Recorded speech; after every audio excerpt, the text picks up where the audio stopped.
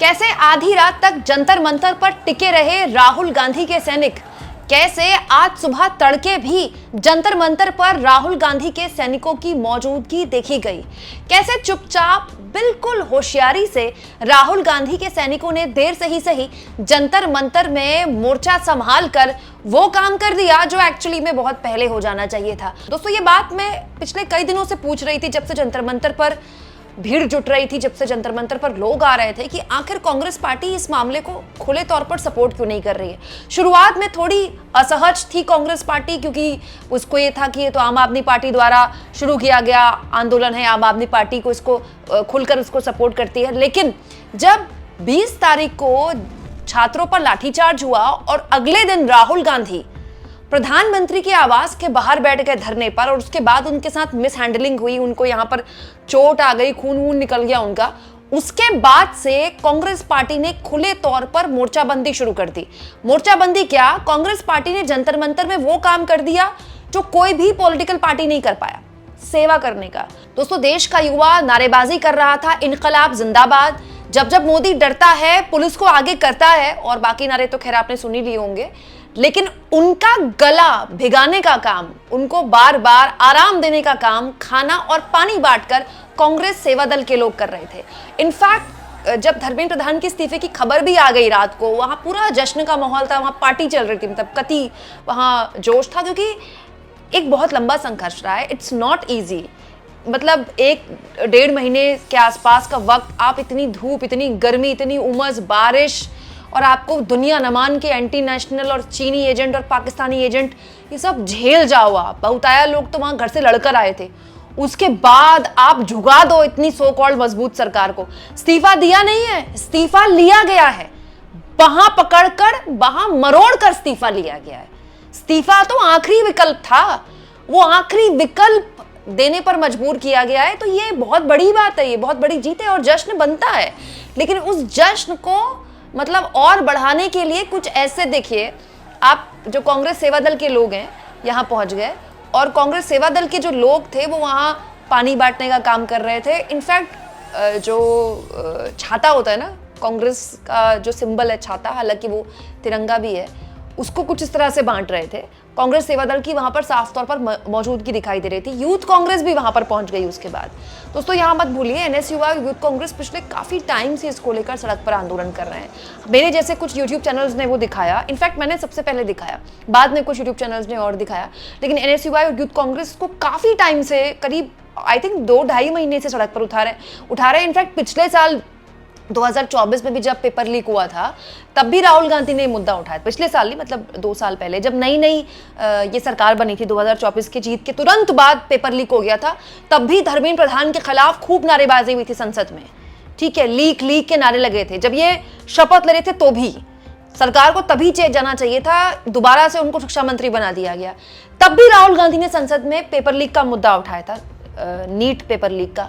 इसके अलावा बिहार चुनाव जब हुआ था, तब भी राहुल गांधी ने पेपर लीक का मुद्दा उठाया था। एनएसयूआई यूथ कांग्रेस पिछले काफी महीनों से सड़क पर मशाल लेकर लाठी खा रहे हैं, डंडे खा रहे हैं। लेकिन वही बात है कि कोई कवर नहीं करता। लेकिन ये मामला अलग था, ये मामला नॉन पॉलिटिकल बन गया तब जब लाठियां भाज दी, सर फोड़ दिए बच्चों के। उसको लोगों ने ले लिया पर्सनल कि बच्चों को कैसे मार दिया है, जो बच्चे घर में डांट नहीं खाते उनको आपने मार दिया। हालत ये दोस्तों कि इंस्टाग्राम में मैं रील्स देख रही थी, लोगों ने घर में मिठाइयां बनाई हैं, हलवा बनाया, लड्डू बनाए हैं इस खुशी में कि प्रधान का इस्तीफा हो गया। ऐसा लग रहा है इंडिया वर्ल्ड कप जीत गया। रेस्टोरेंट्स में बैठे लोग, जैसी न्यूज चैनल में चला कि धर्मेंद्र प्रधान का इस्तीफा हो गया, लोग तालियां बजा रहे हैं, इनकलाब जिंदाबाद। एक छोटी सी चीज, एक सरकार में इस्तीफा, इसके लिए बच्चों को 1.5 महीने 1 महीने से ऊपर, बताइए किस तरह के हालात झेलने पड़े। और ये सब कुछ समझते हुए देर से ही सही, लेकिन कांग्रेस पार्टी ने जंतर मंतर पे अपनी मौजूदगी दर्ज कराई। कल जब ये सब जश्न हो रहा था तो यूथ कांग्रेस के प्रेसिडेंट उदय भानु चिप वहां पहुंचे और उस जश्न का पूरा हिस्सा बने। हमें ऐसा नहीं चाहिए कि एक धर्मेंद्र प्रधान गया और दूसरा धर्मेंद्र प्रधान आएगा, पैसों के लालच में पेपर लीक कराएगा। पूरे सिस्टम को अकाउंटेबल बनाने की ज़रूरत है, जिसके कारण पेपर लीक की कोई गुंजाइश ना बचे।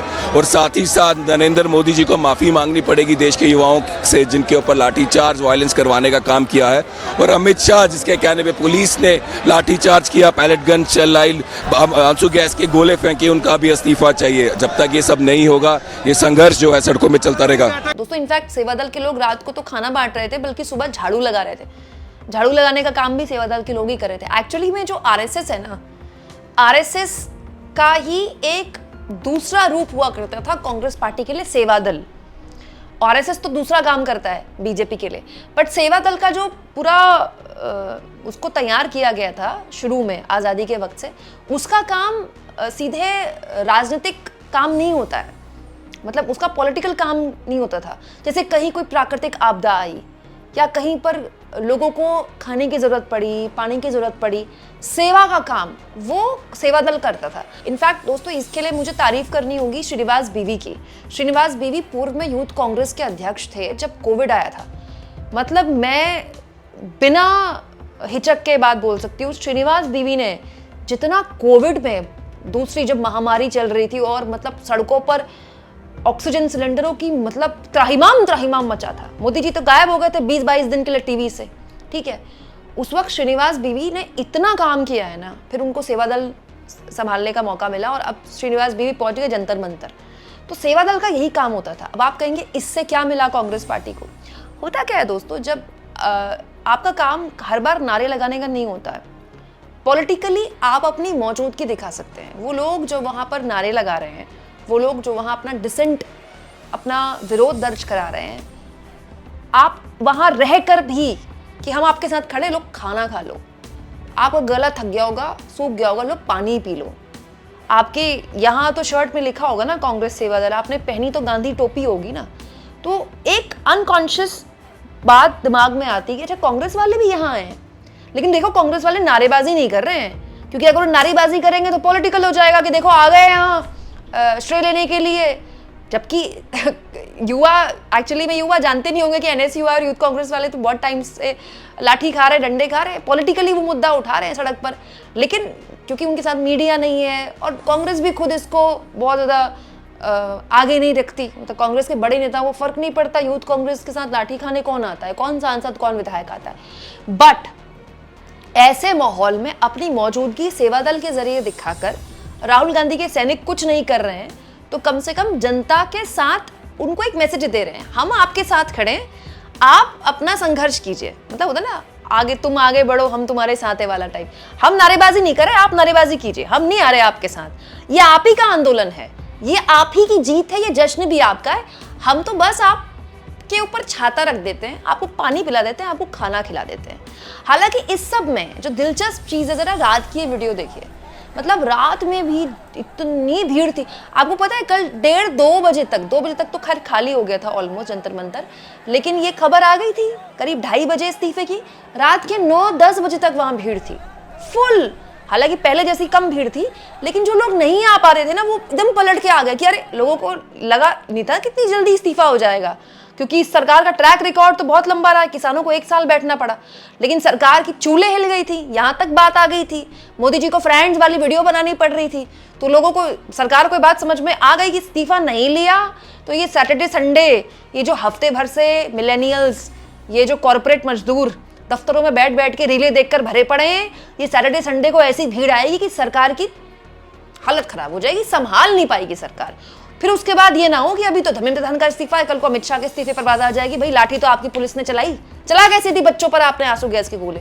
तो वो बात वहां तक ना जाए, इसलिए बस इस्तीफे से मामला रफा दफा कर दिया गया। लेकिन दोस्तों, इस चीज ने एक काम कर दिया, इंस्टाग्राम को पॉलिटिसाइज कर दिया।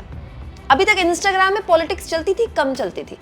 अब देश का जो जेनजी है, उसने अपनी पॉलिटिकल आइडियोलॉजी दिखाई। उसने बताया मैं कांग्रेस को वोट कर सकता हूँ, बीजेपी को कर सकता हूँ, ये मेरी मर्जी है, लेकिन अगर आपको मैं सरकार में बैठा रहा हूं तो आपसे आपकी जवाबदेही लूंगा। अकाउंटेबिलिटी ये इस सरकार में 12 साल से नहीं थी, किसी को फर्क नहीं पड़ता था सीना ठोक के अहंकार से कहा जाता था कि हमारे यहाँ इस्तीफे नहीं होते। नए नए इसमें मंत्रियों के त्यागपत्र नहीं होते हैं भैया, वो यूपीए गवर्नमेंट नहीं है, एनडीए गवर्नमेंट है। अब राजनाथ जी भी धर्मेंद्र प्रधान को इस्तीफे के लिए थैंक यू बोल रहे हैं कि थैंक यू, आपने इस्तीफा दे दिया, इतना गजब आपने योगदान दिया है देश सेवा में। जबकि राजनाथ जी पता है कि वो क्यों वायरल है, इस्तीफा धर्मेंद्र प्रधान का हुआ है, राजनाथ जी का ये बयान वायरल है।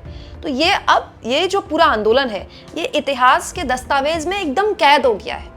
अन्ना आंदोलन को लेकर हमारे जैसे लोगों ने तो वो आंदोलन कवर किया है, अब वो सफल रहा असफल रहा उसके बारे में बात हो सकती है, लेकिन ये एक सफल आंदोलन है, सफल, वो भी इतने कम वक्त में, ये बहुत बड़ी बात है। और ऐसे में इसके पॉलिटिकल नतीजे नहीं होंगे, मैं मानने को तैयार नहीं हूं। ऐसा हो ही नहीं सकता, सरकार को इसके नतीजे ना भुगतने पड़े, क्योंकि वहां जो युवा आए थे वो खुलकर कल सेलिब्रेशन के बाद ही बोलने लगे कि धर्मेंद्र प्रधान टिक, नेक्स्ट लोडिंग गडकरी। तो ये मजाक चल रहा है, लेकिन ये मजाक से ही तो शुरू हुआ है सारा एपिसोड, ये कॉकरोच, ये पूरा मजाक से ही शुरू हुआ था। मजाक में मजाक हो गया सरकार के साथ, वो भी ऐसा भद्दा मजाक कि उसको याद रहेगा।